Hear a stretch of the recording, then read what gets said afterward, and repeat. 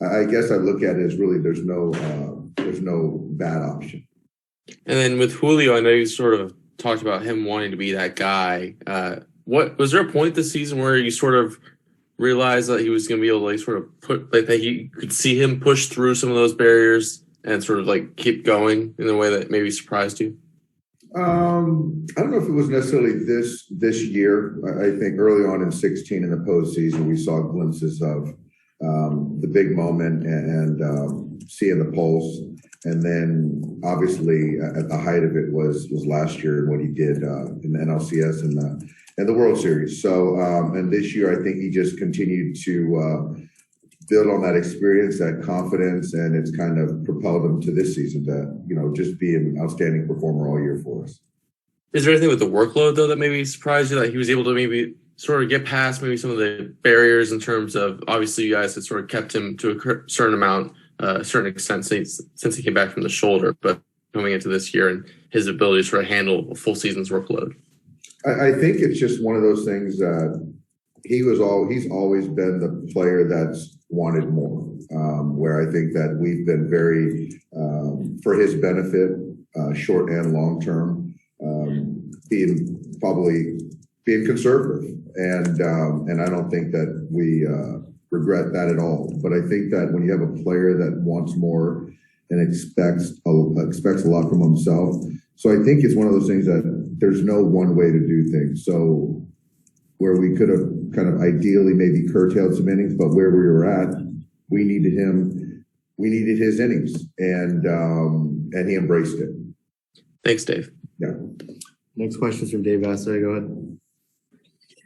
Dave, I know you talked about after game one, wanting your hitters to have different clubs in their bag when they were facing Logan Webb. What do you believe they've taken away from seeing him the first time and the adjustments that they may make tomorrow night? I think that, you look at what Webb's done to us, and obviously he's thrown the baseball really well against us. And I think it just goes back to that big part of the field mindset. He's got really good stuff. The ball has a lot of action. And when he's right, he has really good command. And even when he's not, the ball kind of moves a lot. So I think it's just the idea of staying short, use a big part of the field because, most guys really, he doesn't give up a whole lot of slugs. So to kind of play for the slug is just a bad approach. Dave, I know there's been times this year where it's been Jekyll and Hyde with your offense. What do you see when things are going well for the offense, and what do you guys have to do tomorrow? I think for us, when it's going well, we're taking our walks. We're getting into counts. We're essentially making the pitcher, get himself into trouble. And we're not overly aggressive, but aggressive in the strike zone. So that's kind of the yin and yang. It's you want your hitters to be aggressive, but to their zones. And when we start expanding, and Logan is an east-west guy, so just trying to get us to expand east-west. So if we can kind of stay locked in on our zone, I think that's when we're at our best. Thank you, Dave. Yeah. Next question is from Bill Shaking. Go ahead. Hey, Dave, you've talked a couple of times in this series about Dodgers Giants. This is what baseball wants. Is it just the rivalry, or is it something else about that? And maybe more importantly, how can baseball leverage this? Now they've got a game 5 with these two historic teams to maybe develop some new fans. Yeah, I think that's a great question. I think for me, it's a lot of, we talk about the East Coast bias a lot here on the West Coast and Yankees, Red Sox. But I think for me in any sport, when you've got generational rivalries playing a meaningful series, and in this case, a very meaningful game, it just brings the old, the new, the rivalries, and all that kind of talk back to life. So I think that where baseball has kind of gone, you're playing to the younger players, the fan base, but those generational rivalries are kind of the foundation of this sport and what made it America's pastime. So I think that, and there's just on both sides of ball clubs, they're just tremendous men, tremendous ball players, and for us as an industry not to leverage these guys, and it's just a missed opportunity. So how do you do that? I really don't know. I just know that I have a respect for a lot of these guys playing as ball players and as men. Thank you. Yeah. Next question is from Juan Toribio. Go ahead. Hey, Dave, yesterday you said you're known to kind of change your mind on some things. Have you kind of given some more thought on Max and if he's going to be available tomorrow out of the pen? It's highly unlikely. The goal is still to win the World Series and have Max starting game one in the NLCS if we get there. Increase that chance.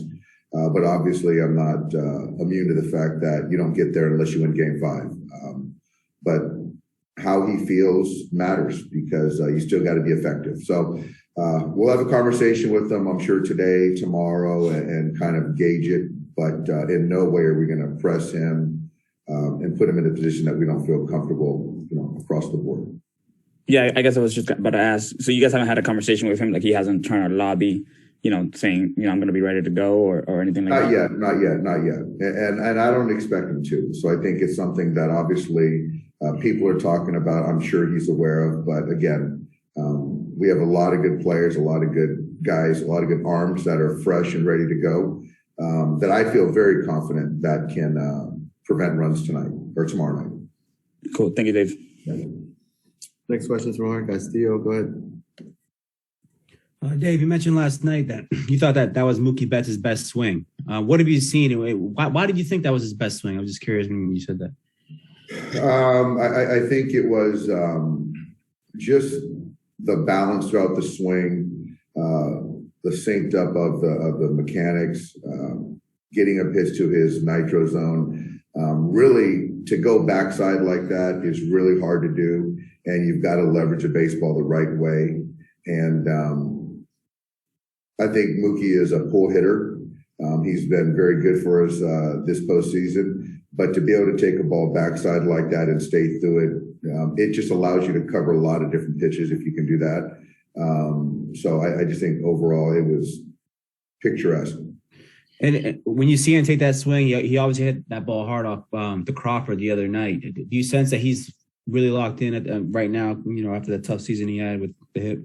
Yeah, Mookie's in a really good spot. He is. He's confident, and any hitter that has conviction and you're not caught in between, that's a good sign. And I think right now he's in as good a spot as he's been all year. And Dave, how different is your lineup when Cody's more of a threat, like he has been the last few games? It just adds that different dynamic, obviously, of length to the lineup on the bases when he gets on there. Obviously, the crowd feels it. His teammates, want success for him. They feed off that energy. And you can see when we really scuffled at times this year, the bottom third of the lineup just wasn't productive. And when we've sort of had success, we've had production all the way throughout. And that's kind of how we're built. Are you seeing success? This success just breed confidence in the guy? He seems a little looser right now than maybe at any point this season. As far as Cody or the club? Cody. Yeah, Cody's. I think Cody has got. I think all year he was kind of trying to play catch up, and right now he's present, and to live in the past, to live towards the future, that adds extra anxiety. And so right now, when you're in the moment, it's a lot easier to kind of manage that.